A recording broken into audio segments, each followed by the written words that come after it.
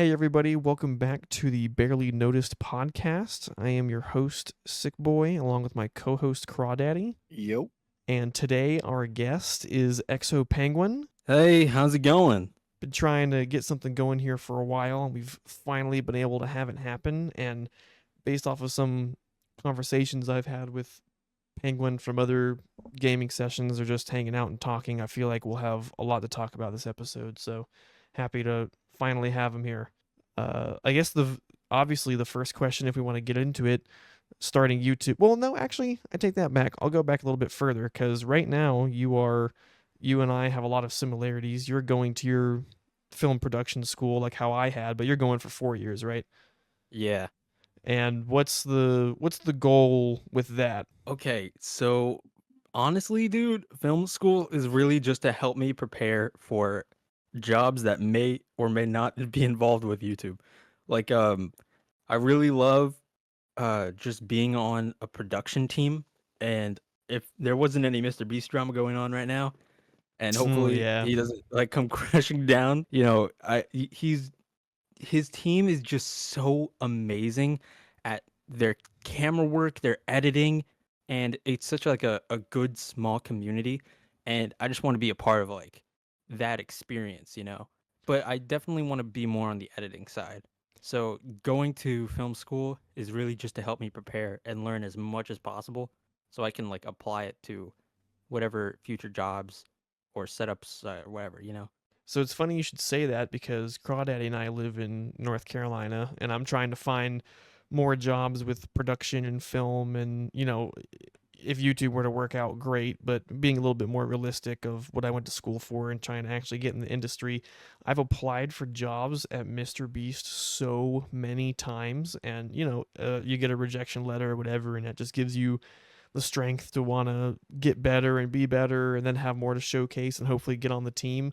And it's so not funny, but it's coincidental that you bring up the Mr. Beast thing because I had literally no idea about it. And today I get home from work and I open up YouTube and I see like three different like video essay things on it. And my fiance, maybe it was her or another friend of mine, had brought it up really briefly.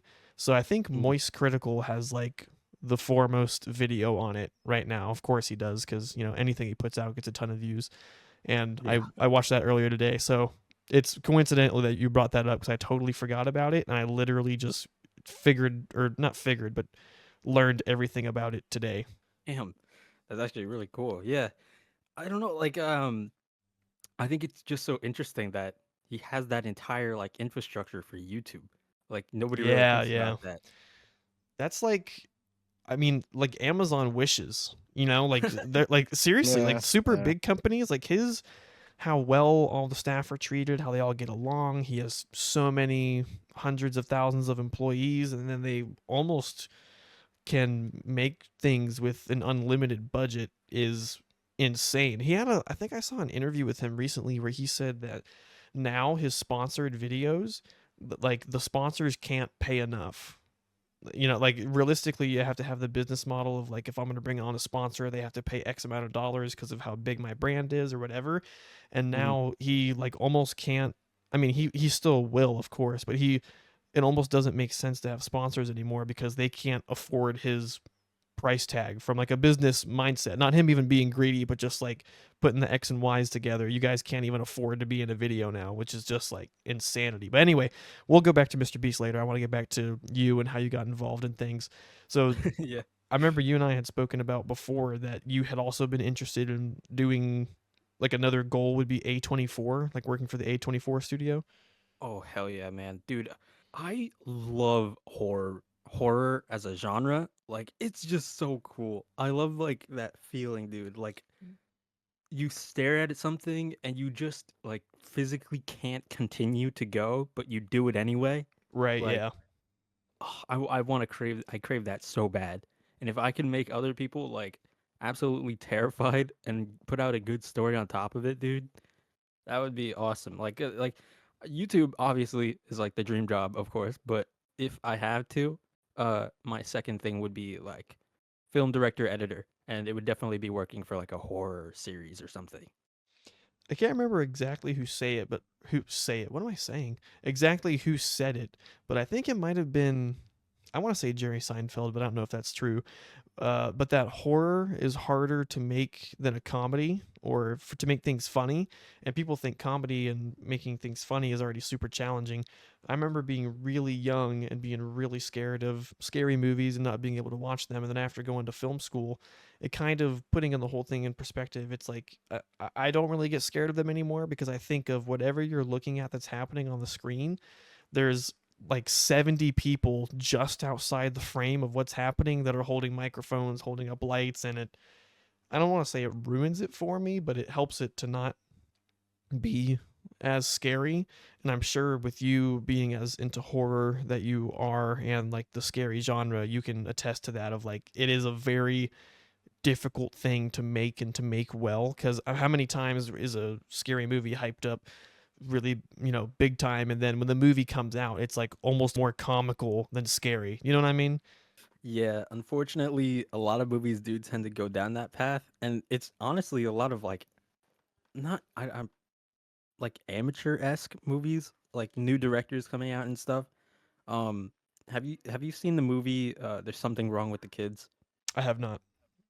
Okay, well, essentially, it's this a boy and a girl, okay, have their two friends, and their two friends have kids, and they all visit these like ancient ruins or whatever. And after that, the kids get pushed into this mystical well, which has no explanation at all of being there. And all of a sudden, they're gone, and the couples are freaking out. And then they come back with no explanation, but now they're like bug creature people. Okay. It's this Oh. Oh. convoluted like story, and it's weird, right? Because as a film major, you notice these like small details that like, Right. ooh, that could have been better, or this could have been shot a little better. Like every angle and is dude, the camera, like you could see some of the camera stutters, and I'm like, why didn't they just retake that? And then on top of that, they had so many like holes in their story because like, how do you make a movie about demonic like bug people and pass it off as like a horror film? Yeah, that's It that's was a hard really rough. premise to get by. I'd love to Yeah, know how that was pitched.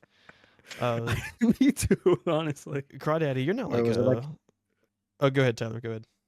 I was gonna say, was it like an indie studio or is it like a uh-uh. big time? It was a big time. Oh, dude, hold on. No, because this director also directed Megan. Okay, Oh, I know of Megan. I don't know this other one you're talking about though. Yeah, I guess it was like during like the upstart of his career. Hopefully, Crawdaddy, but you're yeah. not like a horror guy by any means, right? You're not like big into scary movies.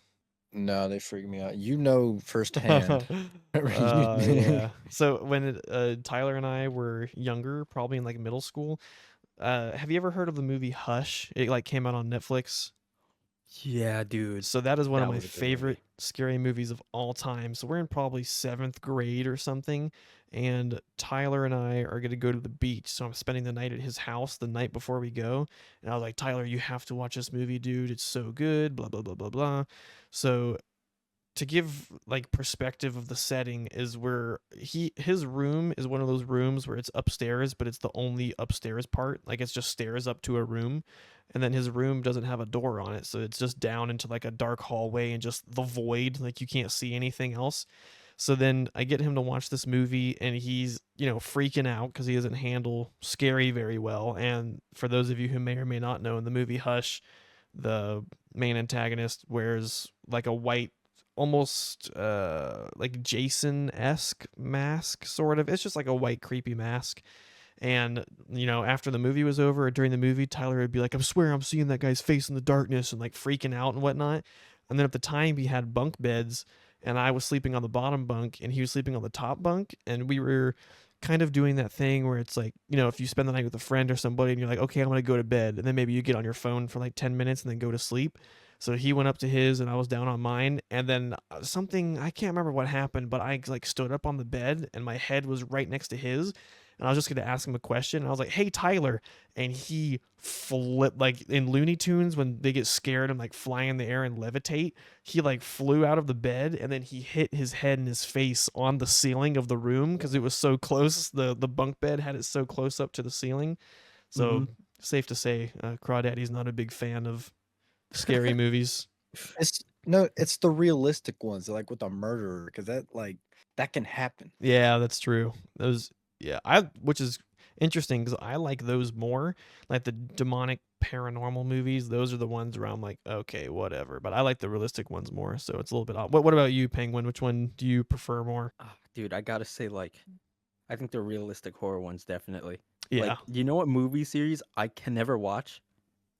Saw. Really?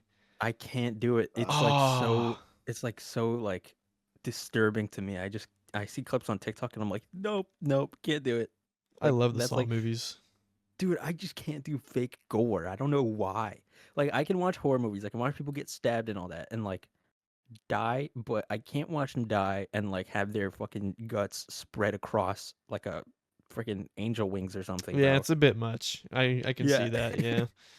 Like it's a valid movie. I get the whole premise, but the murders, like I guess the whole thing is the murder scenes, but I just can't. Did you have Too anything much.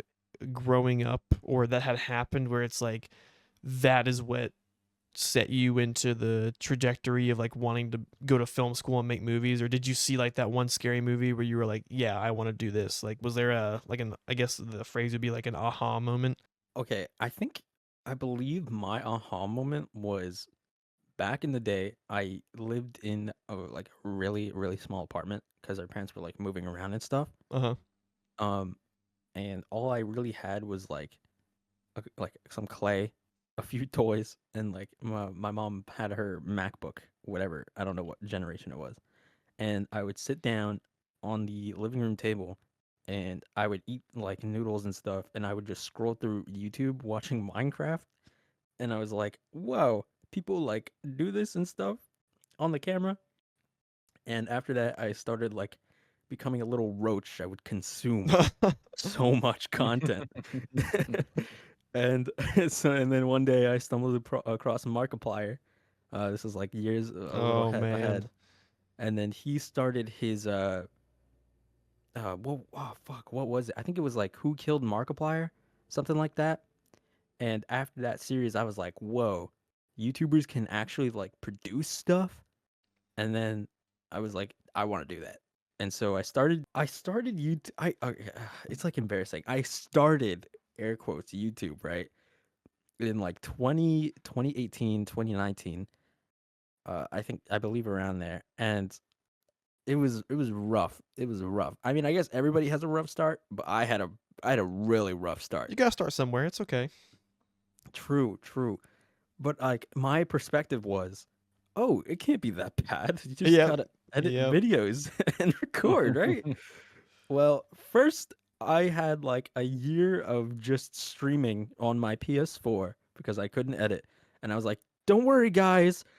When I get a computer, I'm gonna start editing." And it was to like my 1 or 4 viewers, at the time. Exactly. Yeah, your huge audience. Yeah. And long story short, I my mom upgrades her computer, so I just take her old MacBook and I start editing on that, and it was a nightmare. And then later on, I get this MSI laptop, and that's when everything was at its like peak, I guess, of having fun. Because now it's just torture. No, Oh um, my gosh. now it's like no sleep.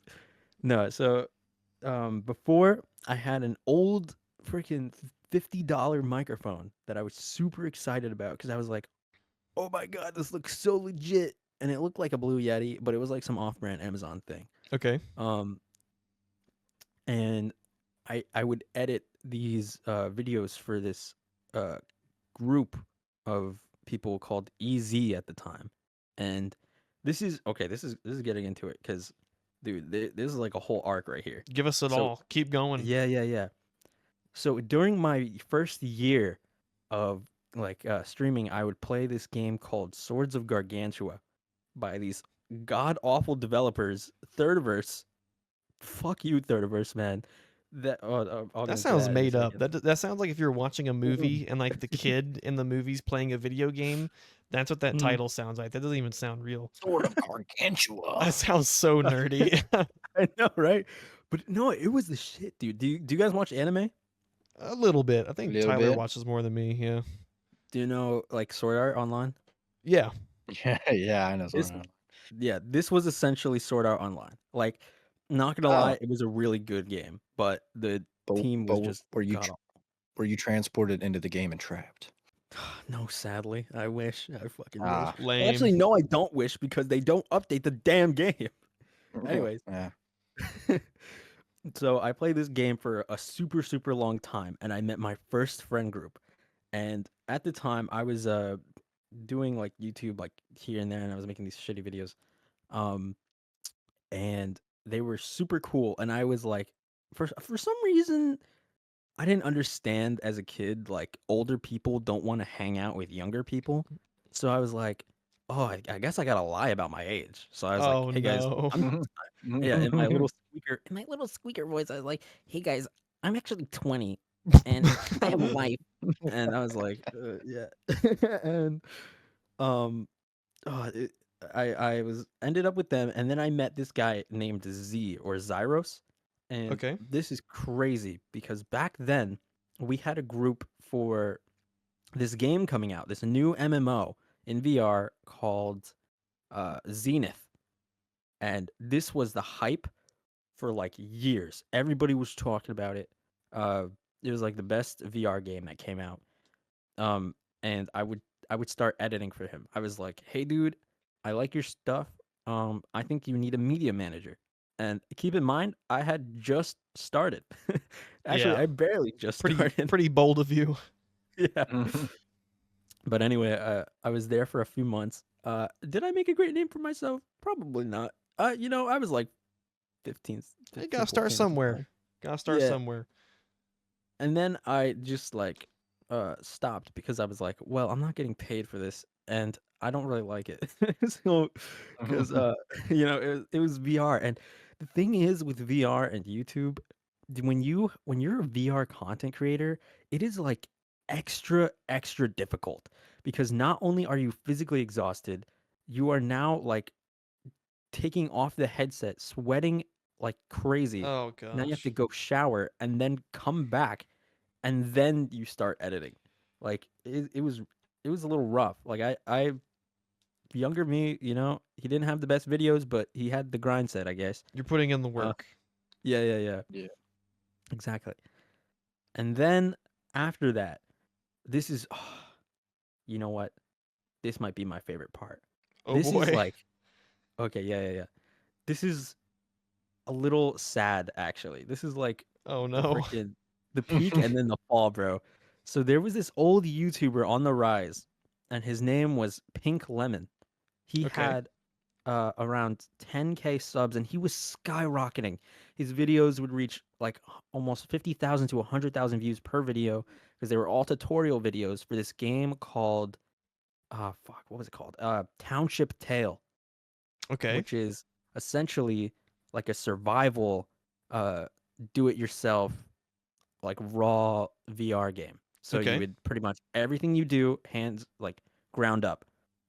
And this guy, I started editing for him, and I was like, "Hey, here's my old work from Easy, right? I love VR content. I love what you're doing. Let me edit for you." And this was when I was starting to get like like a fraction of a bit better. This is like okay, Getting some traction. and yeah, yeah, yeah. So I was with him for like about 3 months. It was, oh, dude, he hits 20K ish, I think 24K, and then his videos start declining because the game's like not as popular as it was Yeah, because it dying just came off. out on the Quest. Yep. And then after that, he got into some drama with his ex and some toxic Twitch streamers. Which, Uh-oh. dude, oh god, can you? Okay, well, I'll get into that in a second. We got a lot to Um, unpack. yeah, yeah, yeah. Thank you. And then his girlfriend accuses him of some like atrocious stuff, and well, his ex now, and then her new like kind of side hoe boyfriend guy has like 700 Twitch followers, and he didn't like Pink because Pink was blowing up. and he was like, "You don't deserve it," and all that. And so Pink got pressured into deleting his channel, Oh and my now I gosh. yeah, it was Dang. terrible. I tried to convince him. I was like, "Bro, you should keep your channel. Like, I know it's rough, but you should keep it. Like, even if you don't post on it, like that's your thing. It shouldn't be like a fucking nightmare to take control of, you know?" That is some And insane internet drama. yeah, yeah, yeah. And we're not even done yet. Oh, um, he's like, we're halfway. yeah, yeah, pretty much. Um, so after that, dude, I am like wandering for a bit because I'm like, well, I can't go back to EZ. I just left. Like, I don't want to go back there. I wasn't getting paid.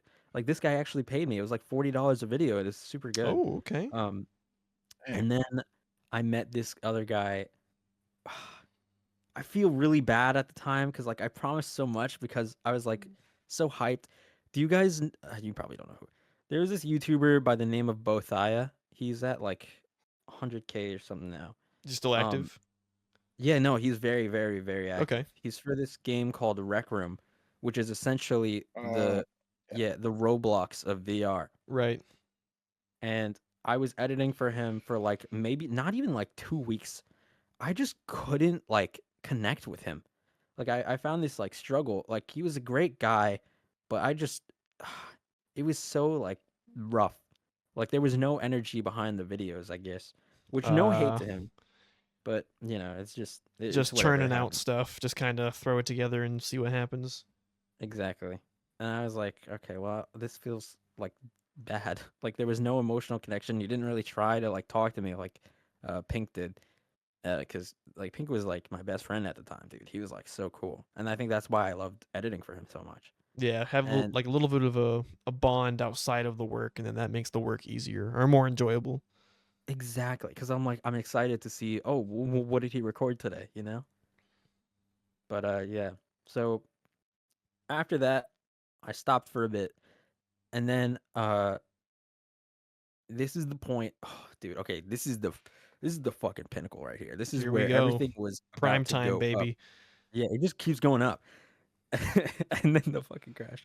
Um, this is when I met my first actual friend group who wanted to make content. It was me, my friend, the Witch's Wart, Leo the Shut-In, and God say his name, Just the Moth. And we were like an unstoppable like force of all four of us. We were pumping out videos like left and right. It was pretty good. Like I did a lot of editing, but it was like terrible video quality. Like hold on, I actually uh, I'm gonna show you this. It was honestly it's not as bad as I'm saying, but like you could tell like this is the learning curve, you know? wasn't up to your standard. Yeah, yeah, yeah. So I was like super like no, sorry. Um, I was getting into it, and I was at this point in time, I was learning how to use keyframes, subtitles. I was really getting into DaVinci Resolve. I had just purchased the DaVinci Resolve like Studio Pack Oh, because I okay. figured, yeah, it was like I had a job at the time, and it was like $300, and I was like, all right, well, I'm probably gonna use this for the rest of my career in college, so I might as well just buy it now. And so that's when everything was like, here we go. Is that I'm what you actually still gonna pull use? up. Do you still use DaVinci? Oh yeah, of course. Yeah, I Oh, love DaVinci, dude. interesting. I feel like there's a big split of like ride or die Premiere or DaVinci, and I'm always so interested when I meet people who stick with DaVinci. Anyway, go on. Really? Wait. What do you use?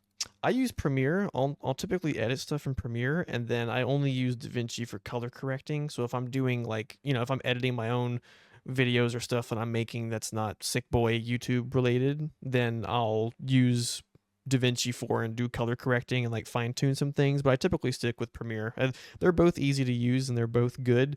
I just started learning on Premiere first, so I stick with that. That's valid. You know, there is a way to actually set up your entire keyboard shortcuts and like the layout for Premiere users on DaVinci if you ever wanted to switch. Just a heads Yeah, up. that is interesting. I'll have to look into that. But anyway, continue with your story. I don't want to interrupt you. No, you're good. You're good. So at this point in time, we were making videos, and it was honestly just me making videos. But they were like, I was trying to encouraging them. I was like, hey guys, you should do this too because I think it's cool. And for all the audio listeners, Well, I think there's only audio listeners. Yeah, it's only uh, audio. Yeah. in general, I've posted this timeline for an edit, Okay. and this looks like a pretty like okay timeline. Like, there's a lot of cuts, there's a lot of subtitles, there's a lot of like images and gifs going around. But the problem was like it wasn't smooth. But this is like the point where I was like, okay, I think I know what I'm doing. Right. It's all about that like easing in and making it like smooth and all that and Uh-huh. transitions. Anyway, we get to this point where our group is now wanting to branch out. And we come across many groups in our time, a lot of Minecrafters. At the time, I was 16, 17, and uh, my friends Leo and Witch were my age, and then Moth was like 23 or 22. So it was like kind of a disconnect. He was kind of like a no, he still is.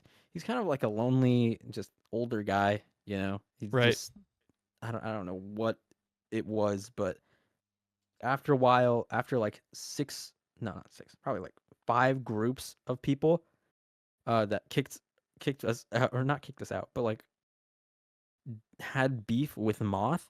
Mhm. I kind of like stopped talking to him after a while. Right. I started to stop talking to everybody really. And then a couple, oh, dude, this is so weird.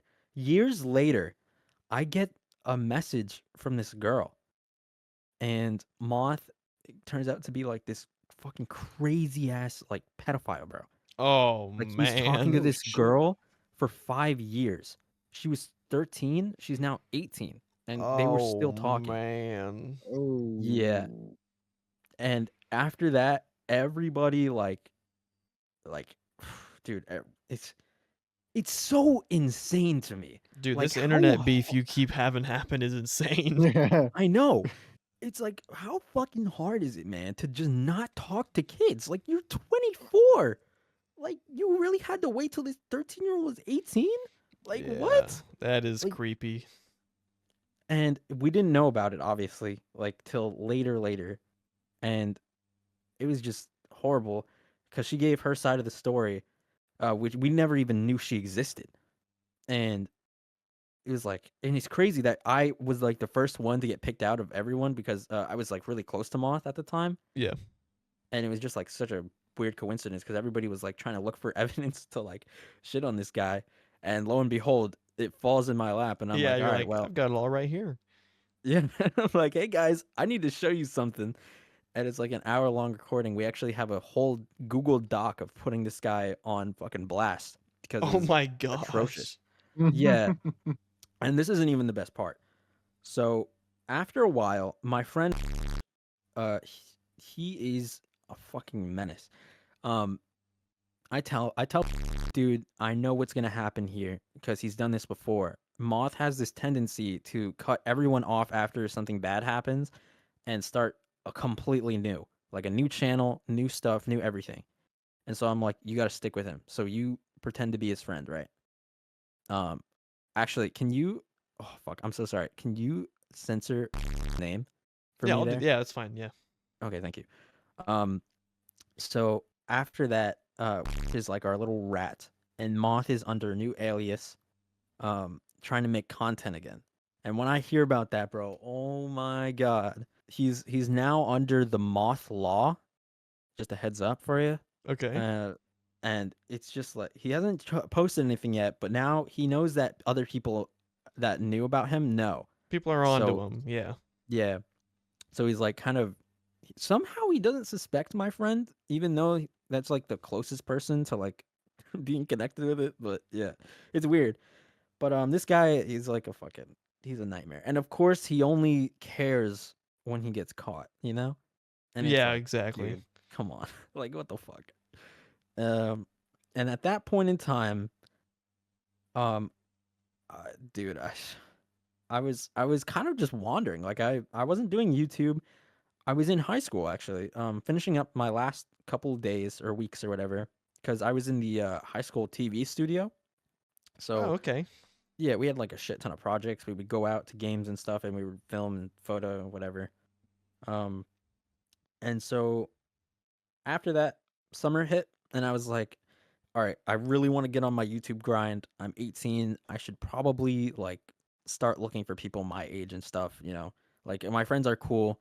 Like they're in college and uni or whatever, but you know, they don't really have the same drive, I guess, that I do. Which no hate to them. Like it's just not what they want to do, and that's Right. fine. Um and so now we get to the point where uh I meet Jay, Wonder, and uh and Senile and all them, and they're a pretty cool group. I like them. You know, I'm really grateful that it's all YouTubers because let me just tell you, I have I don't know what it is, but me and Twitch streamers, bro, we do not mix. I don't know why. Yeah, seems like that's the recurring theme. Yeah, and so freaking uh before that, there was this group of girls or whatever from this content creator. Her name was Shroombies. She's a variety streamer. Great person, but her community, bro. Oh my god. Like meat riders galore, dude. Like Oh. say one wrong Uh, thing and it's like White this guy's Knight, a White Knight, racist. Yeah, White exactly, Knight. bro. Uh, I just and I you know, I guess that my first mistake was joining an all-female server as the only Hispanic male, and everybody thought I was white because I had a penguin profile picture at the time instead of my actual face. So everybody was like, "Why is this white guy talking like this?" And Oh it was my just, gosh. and then I get kicked, and I'm like, "Oh, what happened?" And then they're like, "Oh yeah, you're kind of racist," and I'm like, "What? Bro, What did I what? say?" And then I don't get any Wait, explanation for what I did, and I didn't do anything. I was in call playing Valorant. I That's don't know. I don't even know what to make of that. I don't either, because I so never got context. I kept asking around. I was like, "What did I do?" And they were just like, "I don't know." And I'm like, "Oh, all right." But honestly, you know what? It's fine because most of them deleted their Twitch channels anyway, and fuck them. what I was gonna say, Yeah. don't let them around me and Sick Boy. Oh, that'd be so funny as like a trolling video, like getting in on that and just eating away at people and making them mad. That'd be Oh, hilarious.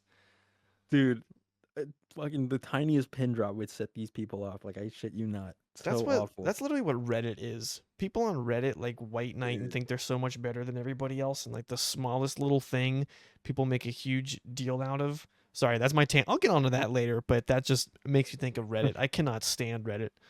Dude, I I bring know. it back to like Black Ops 2 trash talking. You're bad, you're dog water. Yeah. It's like playground insults over the internet. That's So so valid. I don't want to cut you off. Is that the end of your story there? Because I do want to ask you some more questions. But if you want to keep going, if you have more to Yeah. say, Oh no. Um no, that's about it. To wrap it up real quick for you. That's it. I just met Wonder and Jay and now I'm on the content grind. That's it. so I'll get And I'm back a beat. to Wonder and Jay and the rest of them. But obviously with your horror movie, scary movie connection of how you enjoy that and that whole kind of genre, obviously Mhm. that leads into what kind of content you have. Because looking at your channel from before, almost every single video you have on there is some kind of horror game. I can think of like maybe two or three Minecraft videos or something, but the rest of it seems like you kind of found your niche and you're sticking with it. Or do you have like a ton of privated videos from before? I have so many privated videos. You don't Oh even man. know. Probably like 300-ish. Oh, Oh okay. my That's lord. what I figured. Because not that I'm putting you down, but for having 2,000 and then you only have not that Like many you have like 8 months of videos I see on your channel. I was like, you either really found a niche and you're growing really well, or there's got to be some unlisted videos somewhere. well, yeah, here, let me tell you. Well, when I was doing Gorilla Tag content and stuff like VR and I was heavy into it, Right. my two biggest videos were I'll tell you right now, I think it was 128,000 views on a long form video. No, 141,000. And then on a short I had 168,000. And that Yeah. is in total I think it's 1,300 subscribers between those two videos. Dang. So Oh my gosh.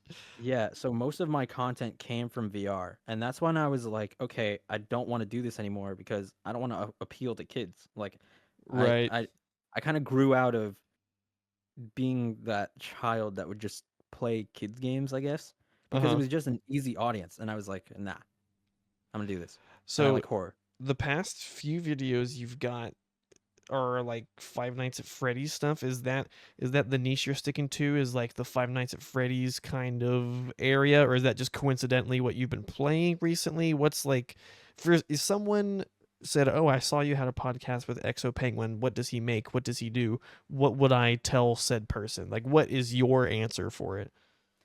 Okay, it's kind of a weird situation because I love horror, but my childhood trauma is Five Nights at Freddy's, and there's just so many games of it. So I Yeah, just there's happen to so fall much. into it, you know?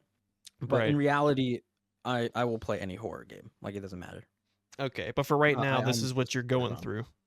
Yeah, yeah. Like every series, it's just rough because I'm trying to like go with the trends on top of playing horror games that I want to play. Right. Like right now on August 2nd, the new version of The Joy of Creation is coming out, and I just finished that entire series on my channel.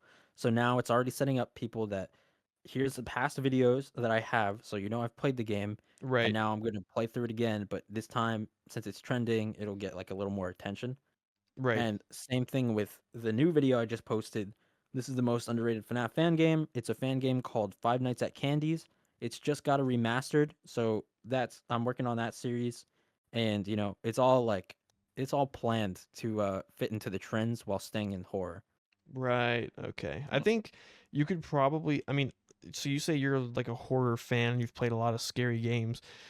Are there any, I feel like, not that I'm telling you what to do, but I'm just saying with what you've said, like other possible ideas. Have you ever thought of doing like a classic, maybe there's games you haven't played that are considered classics that if you put it out in 2024, it's like I can't believe Penguin hasn't played that.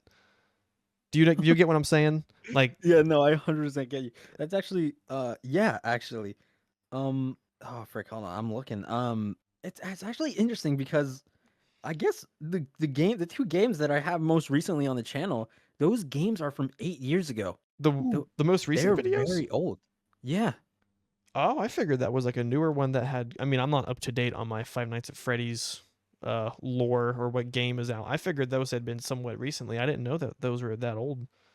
Yeah, yeah, that's why I'm saying because they're just now getting remasters in August, and so I'm like Oh, I'm replaying all the old ones because I'm like I watched these as a child, but I never had the balls to play it, but now I do, so I might as well like experience it and show people it. And everybody's been enjoying it. It's actually been being received very well. I'm very happy about it. for me, like something that I was considering doing, I've kind of been on the fence about doing solo content because I really like doing multiplayer and interacting with other people. And I just think it's, me personally, more fun that way. But I get the appeal of solo. It's like a more intimate with you and the audience, or the audience with the creator. And Mm. growing up, I have always played the multiplayer and zombies for Call of Duties, and I just never cared enough to play the campaign. So my favorite Call of Duty of all time is COD 4, like the first original Modern Warfare. And it wasn't until probably 3 months ago that I actually played through the campaign. So I've been Mhm. thinking about stuff like that, like going back to games that it's like, sick boy, I can't believe you haven't done this. Or like, probably with you, once again, I don't want to speak for you because I don't know, but at least for me, like, I haven't played any of the Silent Hill games or the Resident Evil, like the really old ones. I feel like if you had done a video where it's like first time playing blank and it's like it's 2024 and you haven't done that, and especially for horror games, because like the horror video game world is so, I would say, like, I don't know if niche is the right word, but it's smaller. It's smaller than the Call of Duty. It's smaller than the Lethal. It's like you can funnel people into that more. Uh, I That's something I've been thinking about lately. Is I feel like our videos have an incredibly broad audience, so we get a very low view count because you're fighting for 7 billion, eight other people who are making these same things. And with the horror, like, it's a lot smaller, so you're able to get more views and like really cater to that audience. You know what I mean?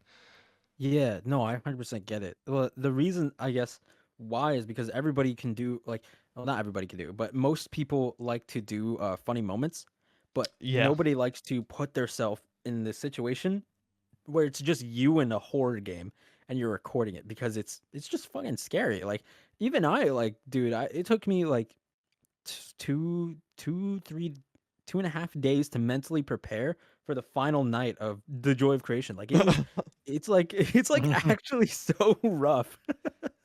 But yeah, no, I get what you mean. And yeah, the funny moments category, I think it's been so saturated with these Yeah. big creators, and now all these smaller creators are like, oh dude, I love that, I want to do that, and now there's like just so many. You're So never gonna get I up get there, that. yeah. Or you could, but it'll be very difficult. Tyler, do you have any I mean, I know we've already talked about you wanting to play like the new Assassin's Creed coming out or anything like that, but do you have any ideas of stuff that you want to switch to or like a kind of content or something that you're like, I could possibly be thinking about doing this? Still working on it. I just trying to find. I know, like the solo games I do play, no one's going to want to watch me play because they're like slow RTS games. Like usually, if you find them on YouTube, they're like an hour long, and they're not good for content. So I'm just still looking for it. With the horror stuff, I was talking to Crawdaddy about this. I've kind of considered playing horror games because I like scary games and I like getting myself scared and whatnot. And then with the horror stuff, especially if you haven't played the game before, you're getting such a genuine reaction. Like, doing funny moment stuff. Sometimes you set up jokes with friends or you can kind of get the flow or the gist of what's going to happen. But horror, especially if you're going into it blind, you're going to get a much more genuine reaction from it. And even if your goal isn't for this to be a funny video, it'll still be funny based off of other people reacting to your reaction. Like I've gone and watched some of your videos. I have got to say, like for smaller YouTubers, there have been times where I've tried to reach out or look at other people and they're a small sub count or whatever, and you watch their videos and they're not good, which is fine because you got to start somewhere and it's understandable. Your videos, Crawdaddy and I were talking about this before you came in. You are so good. First of all, the editing is good, obviously. I mean, you're getting good views on stuff, but you're like, for being horror, your comedic timing of when you cut things is really funny. Like in your newest video, I think it's your intro clip when it's a conveyor belt and you look over to the side and then the animatronic's face is there for like half a second and you're just like, "Ah!" And then it cuts really quick to the next thing. It is so funny. Like you have, I mean, I don't want to speak for you, but I feel like you've gotten down if you're even aiming for it, your comedic timing of your videos is really good. Yeah. Can I actually? Okay. I have something to attest to that. One, shout out to freaking Jay because he actually I think it was a couple videos back. It was before it was the We Fight Back video. He was like, Penguin, you know what you should do in this video? You should cut when you scream. And I was like, what? I'll try it. And then the thing is, I watch this YouTuber right now. My favorite YouTuber that I'm looking up to, his name is 3FS, and he's on the freaking grind, dude. He's such a good YouTuber, and he does horror moments or horror videos, and he has the same style of editing, but he has more memes and stuff Mm-hmm. and like no subtitles or whatever. But he's a really good guy. And yeah, so those two really like they like I don't know, like taking uh the content from 3FS and then the opinion from Jay, because Jay's a fantastic editor, man. He's so crazy. I And just swear, dude, merging them all together roads is lead so back to good. Jay. Every time I talk to Yeah, somebody else, it literally. always leads back to Jay. Every single time. Dude, you know what it is? It's Shout just out JGX. yeah, no, he's just super like talented at what he does. Like I he takes more time in his videos and he doesn't post as much, but when he does, you can tell like this video it has a lot of care and meaning to it. And I really appreciate that about him. Uh I don't know. I guess I'm more hard on myself because I had a problem with scheduling. So I was like, all right, well I'm gonna do this and I'm gonna get it done as much as I can, you know? Right. But yeah. And like you had said earlier about your editing with the other channel that you had done it for, you can tell that Jay has the passion behind his. It's not just like playing video games, recording it, chopping it up and throwing it up. Like you said, he does take the time and the care, and uh it comes out well. So, of course, Jay freaking gave you the advice that I was just trying to, whatever, dude. This guy. We'll get him on here Yeah, eventually. He keeps running away from us, but we'll get him on here someday. he's Another scared. Yeah. It's question okay. I wanted to ask you is me personally, I feel like I had talked to Crawdaddy about this, and we had talked about it in our last podcast episode. I really feel like my next step personally is I want to introduce myself, like as a person. I don't know if I would necessarily do like a full on face reveal or if I would wear some kind of mask or something, but I feel like that gives more flavor to your content and like you as a creator. Because sure, people can watch a guy, ExoPenguin, play scary games and he reacts and cuts it up funny. But I've seen like on your thumbnails, you have your face on it sometimes. I haven't watched all of your videos, and I'm not sure if maybe you've ever thought about doing a face cam to some extent or anything. Have you? What was your thought process in doing that? Did you have any anxiety in showing yourself? Is it something you want to do more? What was your what was going through your mind with that? So when I was switching to horror, I decided I'm gonna completely rebrand because I don't want the little penguin with the VR goggles anymore because Uh, I'm not VR. right. So I figured, I looked at a bunch of creators. I looked at Markiplier, I looked at Tholian, I looked at 3FS, I looked at Dawko, like Fusion Z Gamer, all these people. Well, not Fusion Z Gamer, it's not a good example. But all these people have their face, and their main focus is them on the content. And I really connect with that actually. Last night I was modding my Nintendo Switch and I had Markiplier playing FNAF 4 in the background, and I just love seeing his face at the top corner. It's just so funny. Uh, and I just, that raw reaction, especially when you scream and you get this scream, dude, that's such gold because you can cut while the animatronic or whatever's jump scaring you, and then you could put your reaction in like some kind of meme thing with it, and it adds so much like more to the video. Right. It's like an entire video's worth of subtitles in that little corner. Yeah, it's And it's we're on the exact same thought process because I was saying that to Crawdaddy when we were talking the other day. Is like, there's a reason PewDiePie and them are so big for a reason. They started with no face cams, and once you start introducing the personality, and especially when you're playing horror games, it's so intimate because you and your viewer are both being exposed to this thing for the first time, and you can see their reaction. And I it's crazy you said that. I literally said the exact same thing to Tyler the other day. yeah, dude, I actually a lot of my videos have a face cam. This past week actually, or the past 2 weeks, I haven't done a face cam solely for the reason that I just didn't like the way I looked. Like the lighting was bad. I just didn't have the right angle. Just wasn't good. Okay. So I was like, all right, just scrap that. I'll just do subtitles, which honestly I prefer, because I don't like looking at myself while editing for like hours. Yeah, it makes sense. But I get I'll it. do it.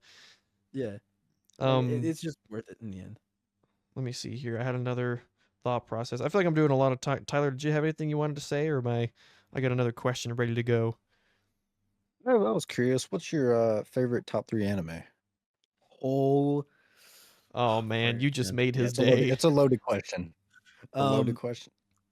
okay, well, I think it kind of changes, but right now my top three that I can think of off the top of my head, Code Geass number one, Freerun number two, Jobless Reincarnation number three. Okay, I know Jobless Reincarnation. That is a really good. It gets weird, but it's good. Yeah, well, the anime Yeah, it protagonist is gets like weird. yeah, he's like a pervert or whatever, but Yeah, it, the fight scenes are good. uh, they are good. What about I you? still have to finish the new season. I'm a basic bitch where I love me some isekai. So I'd say Overlord, One Punch Man, and Eminence in Shadow. Dude, that's a fucking lineup. That's a really good lineup. Do you like ReZero? I've been my roommate tells me to watch it. I haven't watched it yet, but he's told me it's pretty good. Dude, watch it. The next season's coming out in like a month. You got to get on that. It's like I so will. good. Honestly, if it's in my top 5. Like it has to be number 4. It's so good. All right, But yeah. noted. Yeah, man. I Where's your just next question, sick boy? I just You're the smiled host. and nodded because that is a realm totally outside of me. So for any of you who are You listening gotta that are get big into it, anime man. fans, I hope that was good for you because I was completely lost the entire time. um, what was I gonna? Oh, actually, I did want to jump in since nobody asked, but I'll tell you anyway. My top 3 anime, Inuyasha. Shout out to anybody who's seen that because that is a certified hood classic. Adult Swim Toonami, 3 in the morning when you can't sleep. Cowboy Bebop because I'm American. And for number 3, there's a show. I don't know if you ever heard of Ranma One Half. You ever heard of that, ExoPenguin? Say it again? Ranma One Half. No, I've never, bro. You're naming these like I don't even know these. Okay, we'll just move on because that was stupid and I shouldn't have said it. Anyway, No, no, no, no. Oh Continue. no, I no, want no, to know. no. no, I like it's I want to classics. hear. no. Those are I like like Yeah. the older stuff. I like older anime, like the hand drawn. I like that art style better, and I just feel like I hate to be that guy that's like, anime's weird. But a lot of I feel like current anime is just kind of like weird. Like I get it's anime and you have to expect that going into it, but some of it's pretty weird, and those I feel like are not as bad. So I can relate with those more. I feel like you Gotcha. just had it ruined by certain kids in middle school because we all knew That's the kids yeah. who did the Yeah. run, the Naruto run. They have the tails and the cat ears. What? Tails? You never had that? You didn't have that? No. Lucky I man. got Oh, freaks. What? Yeah, uh, they get funky down here in North Kakalaki, boy. Fucking apparently, damn. Um, Jesus. Another question that I wanted to ask you is, I meant to say it earlier, and then we got sidetracked, and I just totally forgot to answer. So I'm gonna ask. It's gonna be like a first part of a question, and it's gonna transition to a second question. So give me a second to get it all out. Gotcha. Me personally, I don't know how you feel about scary movies. Do you agree that stuff can be scarier when less is more? Do you understand that? So like Blair Witch Yeah. Project, you know what I mean? It doesn't have all these demons floating around and crazy CGI or gore and stuff like that, but like the whole concept of the lost footage thing, and it's just kind of like the whole movie you're on the edge of your seat, like what's happening. Do you Is that something that you find interest in, or what do you think of it? I 100% agree. I think studios nowadays are doing way too much.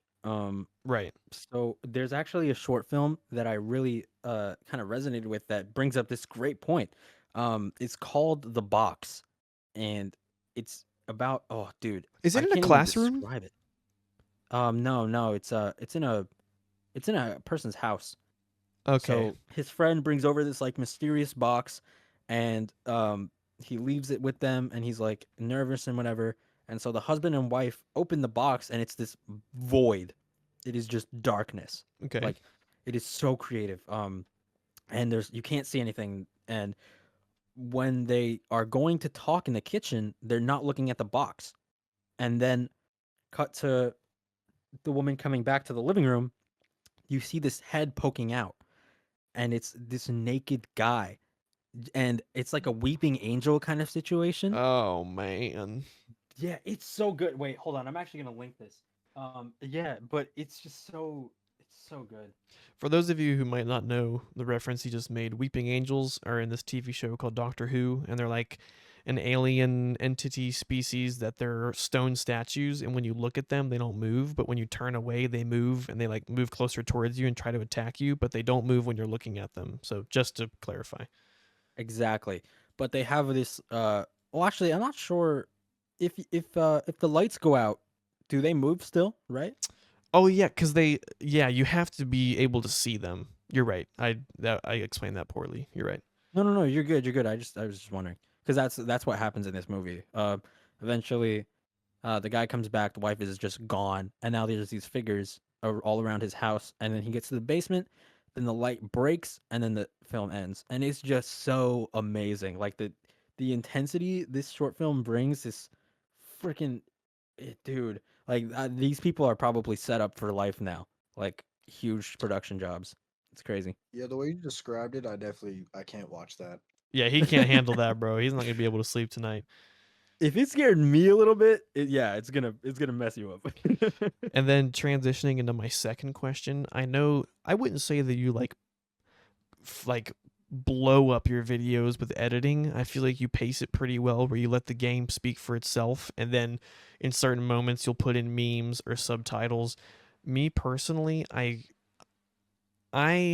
I'm a really big fan of less is more, like TV shows, movies, even my editing. Sometimes I'll do less is more. Like I had a recent Lethal Company video where it's almost just cutting and putting captions here and there. Like I really try not to do too much with it. Mm. And especially when it comes to scary stuff, like we just mentioned, less is more. I'm trying to think of how to phrase this question. Do you do you feel pressured at all to edit your video as much as you do? Because with horror stuff, you can kind of let it speak for itself and it's scary and you fall into it. Or do you feel like you have to edit it as much as you do because it's 2024 and people have the attention span of, like zero point 0.4 seconds? Yeah. Well, I actually listen to a lot of podcasts with Mr. Beast, and it's kind of funny that you bring that up. I think you have to edit, like you have to throw something at them in the beginning to make them stick around. Because as much as I want to agree with you that less is more in YouTube, people just aren't wired the same way anymore. Where the fact that they're not just gonna sit through me talking through like a 12-minute horror game, like, Right. there has to be something in there to spice it up with the new gen. That's, something that a lot of new YouTubers are doing is, they're adding, like, a shit ton of memes, like, I mean, like, fucking loading it, Yeah, and they're ridiculous. blowing up. And it's valid because it takes a lot to know memes, and then you also have to have the comedic timing for them. Because I come from like Markiplier and all that, I kind of fall into like I don't want to add too many, but I understand that I have to throw in a lot, like a little here and there, you know? Right. Like a lot of my videos, my timelines are like super hyper edited intro, subtitles, and like maybe 4 or 5 memes in the entire thing, Right. which is just my style. Like I just don't like throwing too many memes in there because one, I have a max of 2 to 3 days to edit a single video and record it. And two, Wonder has this grading process in our little group, right? And I strive for a 10 every time. And if that requires editing, I'm gonna fucking do editing. Cause I'm just that kind of person. Like I'm super fucking competitive.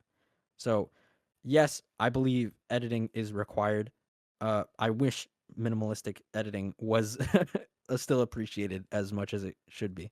I've always been a big proponent of, I've said multiple times on our podcast that Sinanners is my biggest inspiration because his videos would be 2 3 minute long videos and they didn't have a ton of editing. He wasn't putting up memes and stuff. It was just the comedic timing of cutting and then what was happening in the game and on the screen that that's kind of how I try to mimic my videos now is like a typical longest video for me is like stretching it would be 6 minutes, but then I'll try to put a ton of memes in it and comedic timing and things of the sort. And I just kind of feel like with horror stuff, you could let the screen like speak for itself more and your reaction.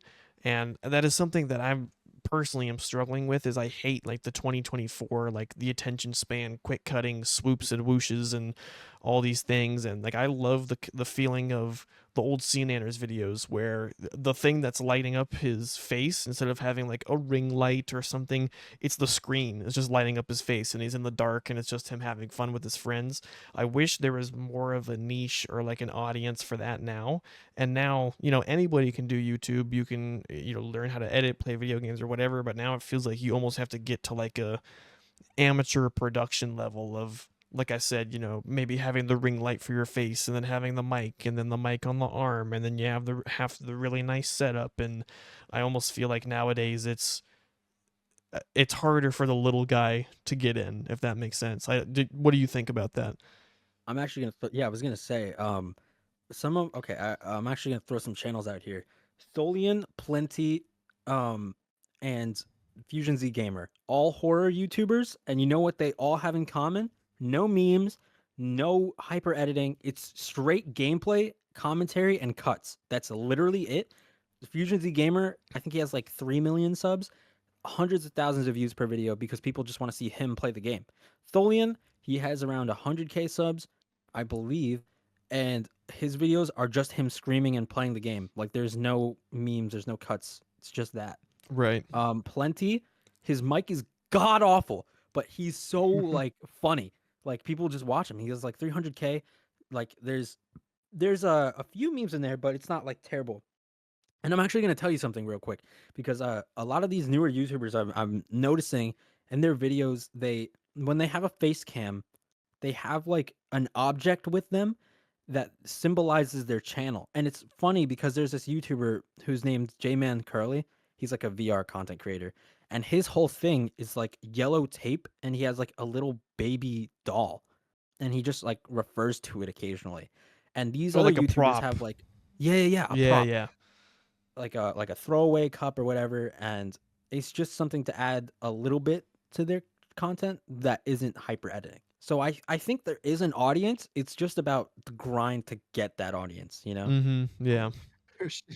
The I have an idea for one, but it might be illegal. What is it? Oh man.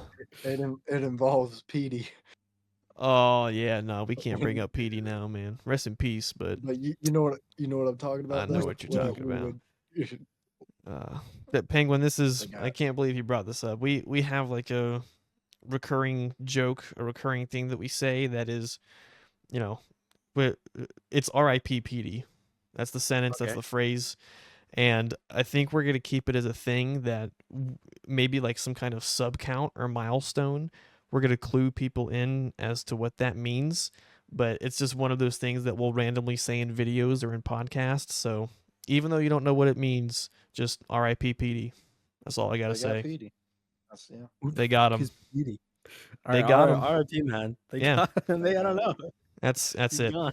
We'll leave it at that. We'll come back to that another time. I can't believe you brought that up, Tyler. Oh my gosh. But you know, as a Yeah, prop, I know. it would. I know. It's illegal, but This sounds it's so cool enough bad. to catch. Moving on. We're moving on from this. I don't know how much time do you have available, Penguin. I can't believe we've already reached the hour mark. I feel like there's more that we Really? could have talked about. Yeah. I mean, I'm free all night. But if you need to wrap it up, just let me know. Maybe we'll go for another. It's 7:50. We can go for like another 10 minutes or so. I think we can keep going. You think you can handle that, big boy? Oh yeah, let's go. Okay. Staying on the topic of horror, because I know that's your shtick. I'm not trying to be like the quirky, like, ooh, I like weird stuff. I'm different. But do you, like analog horror? Yeah, I do. Uh oh. That response. Do you like it or dislike it? I think it's an easy way out. Oh. I think my okay, love you to death, roommate, if you ever see this. But analog horror is like it's too minimalistic. It's like throwing fucking paint at a wall and calling it modern art, you know? Like Wow. I don't fuck with it. Like it takes Hot no effort. take. Like you just throw an image, a freaking VHS overlay, some text, and like an AI voiceover, and then you can call it analog horror. And I'm like, okay, well, this is not like what. Tyler, Okay. do you know what we're talking about? For the dum dums out there, you're gonna need to explain that. So analog horror. Do which you is want to explain me. it, Penguin? Or do you want me to do it? No, yeah, go for it. So analog horror is a type of horror where it's based off of nostalgia, and it's taking things that are like seemingly not creepy, making them creepy. And then like Penguin said, it's like it's all meant to kind of look like lost footage or like old stuff. So they'll put like a VHS overlay so that the screen looks fuzzy with the lines, and it really leans heavily into like VHS, like making it look like it's VHS, playing old Like music. a snuff film, A what? like a snuff film, like a lost snuff film or something like that. You don't know what a snuff Yeah, film is? I get what you're saying. It's sort of along those lines. It's hard to explain it without seeing it. The greatest example that I can give to you, and for the people who are listening, if you want to get a taste of it, there is a channel on YouTube called Gemini Home Entertainment. I would highly recommend those videos. There's some that's like 2 minutes long. You watch those a little bit, you kind of get the idea. But it's supposed to be like old school. The thing I would compare it to is like someone trying to make something scary in the daylight. It's like VHS and old video and nostalgic things aren't necessarily scary, but they present it in a way that makes it creepy. Like, anytime you watch a movie and there's a scary scene, they just play any song from the 50s, but then they'll slow it Yeah. down and then like reverb it so it like comes across as creepy. It's like that. Would you agree, Penguin? Do you have like a better way of explaining that? No, you're right. I would say, yeah, no. I think you hit it on the nail there. Okay. It's just, it's just so, I don't know, dude. It's just too simple, you know. Like it's just like anybody can do it. I don't know. Like good writers will take it to a different level, like Kane Pixels and like the Blair Witch Project, but most people just don't have the eye for it. I don't know. Like I think it's a very creative liberty kind of thing. Like you have to have an extra idea rather than just pictures and sounds. Yes, it is very very minimalistic like he said, and I hate to be that guy where it's like, "Oh, it's an acquired taste," but it is something like you couldn't just grab one of your friends or a family member and sit them down and they're like, "Ooh, I love this." It's like very you just kind of got to be into it. There's another one that's called the Walton Files, and it's kind of like a ripoff of Five Nights at Freddy's, but it's got like super super deep lore. And instead of a game, it's just like a series of videos. Tyler, like ARGs? No. Oh my goodness, this guy. Speak a ARG different language. Penguin, you know what ARGs are, right? Yeah, yeah. You can explain that. I'll let you explain Okay. that. Um, so ARGs are essentially these like puzzles that people do online. It's like, or like how do I explain this? So they'll lead you down a path, and then you have to kind of figure it out with whatever clues they give you. Like it'll be like websites, it'll be like apps, it'll be maybe like rarely maybe locations, and essentially you just go through and you try to find the lore by uncovering it more and more, and then at the end your prize is figuring out whatever the person wants you to figure out. It's like a It's basically a treasure puzzle. And it's like yeah, a treasure hunt for like the lore of something. So it might exactly. be a video that in the video it's a weird creepy video, and then maybe you see like numbers on the wall or something, and then you put it into the search bar and you look up a certain link, and then you go to the link, and then there's something on the website, and then it directs you. It stands for alternate reality game, and that's the best way I can think of it, is like a scavenger hunt on the internet. And like Mm. Penguin says, sometimes they can lead you to places in real life. Or this is so, I don't know why I'm having such a hard time explaining this to someone who doesn't know what it is. It's like it's a whole thing, dude. That's a whole different genre. But anyway, analog horror a lot of the time plays into that of like scavenger hunt. It's like Penguin said, you have to have like a really deep meaning behind it, because then if you don't, it's just like very simplistic nonsense that I would say almost anybody can come up with. Yeah, exactly. If if I want to know something, I'll just go to Wikipedia. Wikipedia knows all. Yeah, I mean, it's a whole thing. Um, and I've so Dude. super basic questions that we missed out on that I can't believe I forgot to ask you because we were talking about it Oh yeah. earlier. Do you have like a top three all time games? Uh, Minecraft, Valorant, fucking Animal Crossing, Did you say top that three. to be funny or actually Animal Crossing? No, actually, Animal Crossing. Which Like Animal Crossing? specifically Animal Crossing New Leaf, second favorite. Animal Crossing GameCube version, whatever the hell that's called. Okay, a man of taste. I see you. Yeah, yeah, yeah. I've been getting really into like these old games now that I can like just ROM hack literally any console. Like it's so nice. Like I don't know why I didn't do this before, but yeah. I I wish you did streaming or something. Like you don't have to put it on your main channel, but some kind of Mhm. streaming or content with Valorant or first person shooters, cuz based off of the session that we had with you and what I already kind of know about you, you are so good at them. And I like there are people who can really appreciate someone who's like very good at a video game. Me personally, like I'm not super competitive or really in it, but there's like a whole audience of people that love to see you just taking a dump on everybody you play against. And I feel like at some point, besides cameos you'll have on our channels, there's got to be some point where you do something with it, or not. Maybe you don't care at all. He's No, trying to I say you're would. cracked. He's Yeah, insane, no. dude. This guy is insane. I freaking love FPS games. I actually did stream Valorant a long time ago, but I just I just don't find myself to be funny while I play it. Like sometimes me and my duo will like scream at each other and we'll be funny, but I think it makes me nervous actually. Like it makes me perform worse when I know OBS is open. Oh Like wow. it performance anxiety, I guess. That's why I kind of don't because I kind of want to like rank up and win.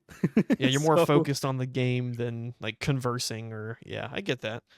but We're later down the bad, so we line. don't have that problem. Yeah, we Oh, it's not really that hard for us.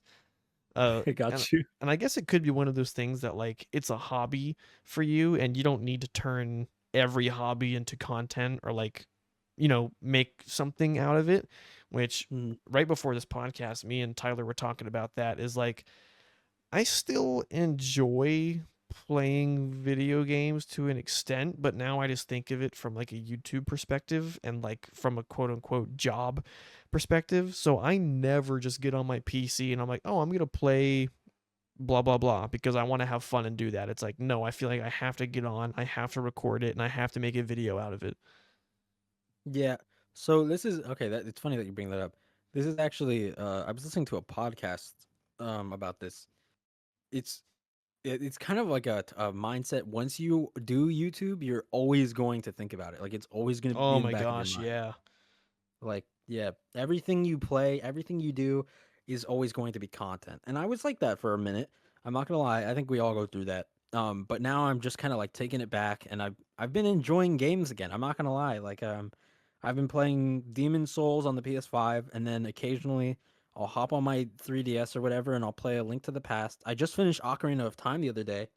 And now I'm gonna get into like GameCube games, and just having that like outlet of nostalgic old video games, it's just fun for me. And of course, there's a way to record it, but do I want to? Probably not. I just want to like play without having to yell or talk the entire time. Right. I had a period of time, and like I'm very busy outside of YouTube, like my everyday life. So it's not very often that I even get the time to play stuff, anyways. But I had a period of time where I never played GTA growing up because my mom wouldn't let me. And growing up in her house, she was just like, "You're not gonna play that because X, Y, and Z." So then I just never really cared to play it because I didn't really have that much interest in it, and then I was never allowed to play it. So then I got my Xbox from my dad not too long ago and I brought it back to where I live. And I don't even know how I have it, but somehow I have GTA 5 on it. And for the first time ever, I actually played through the entire GTA storyline and I wasn't recording it. I wasn't, feeling like I had to do some kind of job out of it or do some kind of content or whatever. And I really enjoyed it. Like, just for maybe waiting, I'd get home and then maybe my fiance comes and picks me up for dinner. And like for that 20 minutes, I'd get on and play a little bit, like just like here and there. And I really enjoyed that. Like I kind of got happy with playing games again. So, like you had said, I kind of have to find that middle ground where, like, between feeling like making content but then actually just having fun and playing video games. It's a like you said, when you start doing YouTube, all you think about is YouTube and editing and what can I do next, and so it's hard to find that line that divides them. Yeah, yeah. I mean, yeah. No, no, you're right. I have nothing more to say to that. Yeah, Yeah. it's I I, once again, I feel like you and I have so many similarities in discussing YouTube and like even just our backgrounds of school and whatever. Is I was telling Tyler this the other day. We used to work at the same place together, but we don't anymore. But we'd be at work and working an 8 hour day doing what we're doing, and at the end of the day, I'd be like, Tyler, literally the only thing I've thought about today is YouTube, and he's like, I know, man, that's all I've been thinking about, like trying to edit videos and do the next thing. And like you could have a worse thing to think about all day, or if you want to call it an addiction. I don't think it's an addiction, but something that you're really into. I think it's not necessarily a bad thing, but it It's a it does. passion. Yeah, it's a and I know with you, because how you've spoken about it, it's a passion that burns very, very bright. Hmm. Oh Because yeah. Fuck yeah. there was that time we had like a very short conversation before playing CS:GO, the last time we had been together, and you were like, it's not if I make it, but when. Like you are very, very determined about getting to your where you want to be, which is a great thing. But I also know with how you said you're competitive and you put all your thought and your effort into your videos, like you, I'm sure you think about it for most of your day. Oh, yeah, of course. I mean, it's kind of weird actually. I'm in like this. I'm in this weird ground right now because I put myself in a niche. I feel like most games I don't have to record. Like because I want to keep my channel so horror focused, when I'm playing like Animal Crossing or something, I will like sit there for like 4 hours straight and I'll be like, all right, I'm not touching anything until I finish all my tasks in town today. And like I'll just go through it. But yeah, no, it definitely comes back every time. Like whenever I look or open my computer, the first things on my desktop are DaVinci Resolve, the game that I'm currently playing, OBS, and Discord. So it's like always there. Like I need to have this. And I actually while we're sitting here, I just hit 2.5K. So There that's you like go. my next milestone. Bro, Awesome. Yeah. So I'm now I not gonna gotta lie. what's up? I might have been your five. I literally subscribed Yeah, right when we started. that's really funny. Mm. But yeah, frick, dude. Oh my god, my train just left the freaking station. All right, my head empty. What were we 2.5. saying? You got the Oh yeah. 2.5. No, no, no. Before that, Did I Oh say gosh, anything I don't before know. I have a goldfish memory. I just have to get it out before I forget it. Dude, that? Same. you're like you had Okay. everything on your desktop, your game, your OBS. You're always Oh yeah, yeah, yeah. Yeah. Thank you, thank you. It's just always at that point where it's like, if it's open, I'm gonna do it. Like I just have it in front of me. Yeah. yeah. I've been having a little bit of a slump lately is like I enjoy making the videos and I really like doing it and I love seeing the end product, but for me at least it's like just the getting like I I don't know how you edit. Maybe you do it all as you go through it, but I'll watch it like I mean I'm sure you learned this from film school. You're going to watch something like 20 times because you're going to watch it the whole way through and do one thing and then go back to the beginning, watch it the whole way through and do another thing. So I'll watch the entire I normally try to keep it around an hour of recording. I'll watch the whole hour of recording, cut it to where I want it to be, then I'll go back and cut it to where I want to put the subtitles, and then I'll go back and watch it again, put the subtitles where I want them, then I'll go back again and put the effects, and then I'll go back again, and I'll end up, watching it so many times. Is my point being is as of lately, you've had this passion and how you're so into it and you keep a pretty tight schedule. Like you said, you upload 2 times a week and you have like a buffer of 1 to 2 days.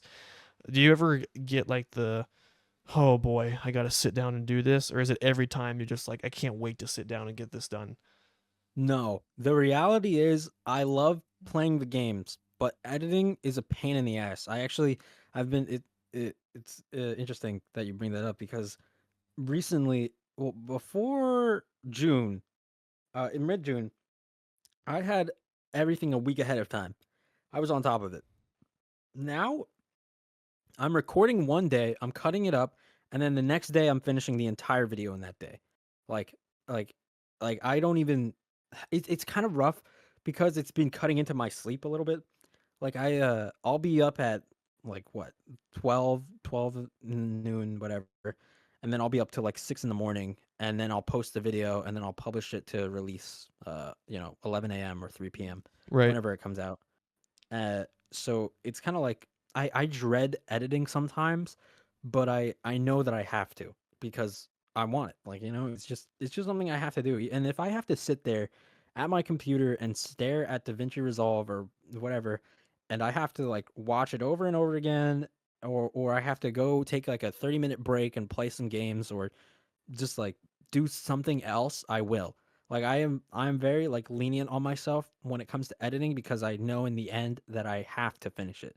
You know what I mean? Like Right. I'll have YouTube up and I'll be like, okay, I edited for like 20 minutes of subtitles, but I feel really, really like I don't want to do this.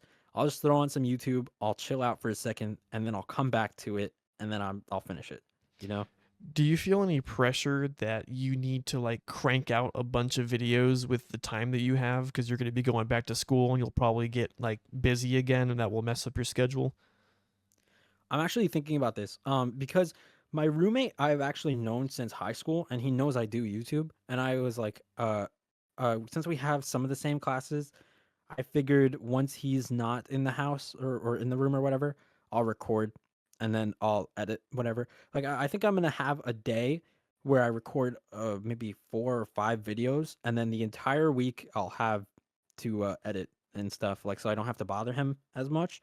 But I'm not too worried about it. It's more of just uh getting it done with on top of my work, you know. Yeah, that's great. You've got the grind set. That's what I was thinking about. I know with Crawdaddy, he's going into his last year of college, and I'm sure he'll get pretty busy with it. I know you are. How many years do you have left? One or two? Me? Yeah. How many years do you have left of your schooling? Wait, what do you mean? Oh no, I just graduated from high school. I'm going to college in August 18th. Oh, I First thought you year. were already in college. Oh my gosh, never mind. No. But Yeah, yeah, I'm a fresh. okay. So I'm sure You're a freshy. you'll get Yeah. busy to some extent, and then like the goal I've kind of set myself, which I don't know if it's fair, but an ultimatum I've kind of set myself is I'm going to be getting married towards the beginning of next year. I've got a lot of things going on, and I was kind of like, I really enjoy doing YouTube, and it's a great hobby, and I really like doing it, and it's kind of like my outlet. And I was like, if I don't get a certain amount of subs by the end of the year, or if things don't start picking up traction by the end of the year, then I don't know if I'll call it quits, but maybe I'll just start uploading like very sparingly as I was kind of a little while ago. So I personally feel pressured as in like I need to not get out as much as I can, but keep a schedule and try to stay consistent and kind of see what happens. I didn't know if you or Tyler, for that matter, kind of felt that same way of like trying to do what you can before you know you're going to get busy, or what your feelings were on that. Okay, well, first off, congratulations. That's awesome, man, that you're getting Thank married. you. Like, Yeah, good for thank you. you. Second, it's I'm in that exact situation actually. This entire summer I've been insanely, like, I've been a lot of people the have come up to me and they're like, "Penguin, you have such great drive or whatever. Like, you have, like, your motivation is incredible and your editing's great." And like I appreciate that, of course, but I think people have to realize that uh right now I'm not working. I'm going to college in like literally 2 weeks. Yeah. So I'm like, my schedule right now is completely cleared other than going to work with like my stepdad sometimes and like doing stuff. But I have a lot of freedom here right now. Yeah, you're And taking advantage I of your think, time. yeah, exactly. And I think people need to understand that it's okay to not post like every single day or 2 times a week or one, or like, you don't have to post necessarily. As long as you find a schedule that fits you and you are posting, that's the most important thing you can do. Like, if I wasn't posting 2 times a week, I would probably at least post once a week, you know? Like, that would Right. be my normal schedule. Yeah. The only reason I'm doing two is because I have the time and I really want this to like get started before college, because then I'll have to like slow down a little bit. Yeah, exactly. Yeah, you're on borrowed time for the moment. Exactly. Mine's the opposite. I'm like a complete no life in college. I don't do anything. So I got a lot of free time. Yeah, he's Damn. actually been working more over the summer, and then when college time comes, he'll have a lot more time to play games or edit or whatnot. So I feel like right now, me and Penguin are in a totally different situation, and then who knows, Crawdaddy might just start popping off here towards the end of August, leave us behind. I hope so. I Hopefully hope my you do. edit, dude, I need to edit how y'all do. I like speed edit. Like I get all my stuff done in a few hours. Y'all are like watching it like 20 times. I'm like, dang, Yeah, my well, editing's trash. we're two people who went to a school that taught us how to edit, and you've never had any experience, so you're still Dude, learning and trying to figure it out. I've never watched footage like fully. I like make mental notes as I'm recording, like about the times I can skip to cut them up. Really? Oh, that's interesting. Yeah. Hmm. Well, you know, they do say like what, it takes an average of 10 years for the average person to get their YouTube off the ground or to reach their first Yeah. 100K or Oh, I something. never heard that. Yeah, yeah. It's like, I guess, just the experience you get going through it and everything. Yeah, right. Well, I mean, I'm on my fuck, dude. I'm on my fourth year right now. So hopefully we get off somewhere. Yeah, you're I don't doing know. pretty well for being just 4 years in, and it looks like you're kind of catching your niche, and You just hit 2.5 during the podcast, which is awesome. 2.5 thousand, by the way. Million will be a few podcasts down the road. Then we'll talk Yeah, about yeah. that. But it seems like things are going well, and you're trying to crank them out while you got time. So I'm happy, dude. I'm so happy we finally got to talk to you, and Yeah. I feel like we could probably have gone on for another hour, hour and a half. Yeah, no, definitely. Yeah, I would have been talking. I would have been yapping. Actually, we can't forget this, Tyler. We're getting up on like an hour 25 here, but we have to do it because we do it for Scary all of our story thing. guests. Yes, we do it for all of our guests at the end of our podcasts. I have two questions for you. You can have Okay. more than one answer, you can have one answer, you can have no answer. So we ask this to everybody. The first question, I'll say them both and then you can answer how you want to. The first question is, do you have like any conspiracy theories or anything that is, just enough to make Penguin go, that's kind of weird? And then the second question is, do you have any ghost stories or any paranormal something weird? Or once again, it might just be enough to be like, yeah, I remember that time was kind of strange. Or you can have no answers, but those are the two questions. Do you have any conspiracy theory stuff or any like weird happenings, possibly paranormal? Man. It's a tough question to be put on the spot for. Yeah, conspiracy theories.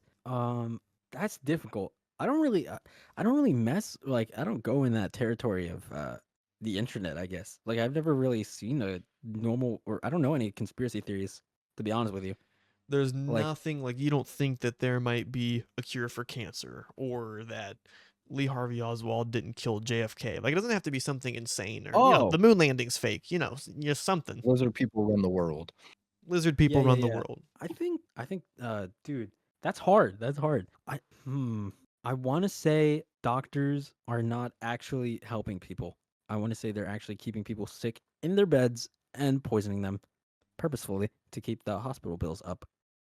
So That is maybe my conspiracy in a theory. better manner of speaking, you would say that they fix the symptoms but not the actual problem.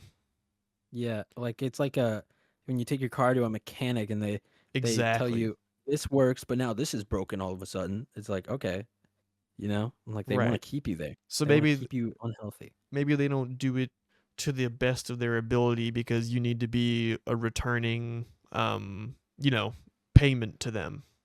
Yeah, yeah, yeah. Like they Okay. can't just be some homeless Andy Yeah, getting free surgery. I agree with that. I do believe that's the case. My sister has had some problems that have been going on, and that's exactly what they do. They give her medicines or things to treat the symptoms of what is wrong, but they don't actually get to the root of what is wrong and fix that. So I'll give you that. I would Uh-huh. agree with that. Paranormal activity. I don't really believe in ghosts or anything, but I do believe in like lucky charms or like heirlooms given down to people by their like ancestors or whatever. Like I don't know what it is, but I just I seriously think that people that have been given these objects from their former relatives have something to do, like it just has some meaning or something behind it that uh it's kind of like a protection almost, you know. Okay. Are you saying that as an experience of like you have something that you're thinking of, or you're just saying broadly that you believe that? It's more of like I like to think that when you wear something like that, you kind of evade bad situations. Like, like I guess I don't want to sound like a freaking go buy my rocks, go buy my cool purple rock. It tells you you're like super. Crystals. Yeah, yeah. I don't know. It's just a dumb superstition I have that yeah. I just like wearing cool jewelry, I guess. Okay, That's so the end maybe of if the you had like you like a necklace from somebody or a watch from your dad or something, you feel like there's some kind of like special connection to it. Yes, exactly. That's Okay. it. Yeah, I could buy that. Those are two of the better answers we've gotten. Not that the other ones have been bad, but those were two unique of like the medical one was pretty like, that's a good one. And then this was like a good paranormal. All the other paranormal we've had are bad. This is like I Come like on. that. Look at you being different. What? So I thought I had the force. Was that not good enough? No, it wasn't. That was terrible. Dude, it was. I'm telling you, man. No, I'm telling you Something was off. no. Penguin, have you heard I him? swear. Have you heard this story? No. Tyler, Which go ahead one? and listen to So this, pretty okay? much, it's this is on my No, mother's no, life. Like go this ahead. happened, Go bro. ahead, bro. So you know, like on a sink, you have like a spaghetti strainer, and it like sits on the sink, like connected to the faucet head. So there was a spoon in it that was pointed like pretty much. I have like an alleyway for a kitchen almost.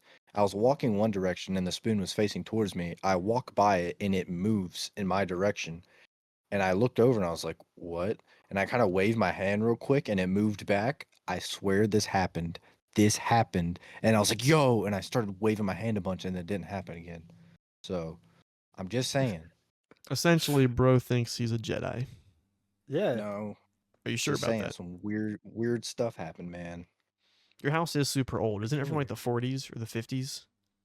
30s. 30s. Oh, your house My is almost God. 100 years old. That's crazy. Yeah. I It mean, like you've seen my functions? cellar. Yeah. What did you I don't say? have a That it basement. I have a functions? Yeah, like I would've- I, like to put it in perspective. I don't have a basement. I have a cellar. Like Yeah, that's Oh, true. He has a dungeon.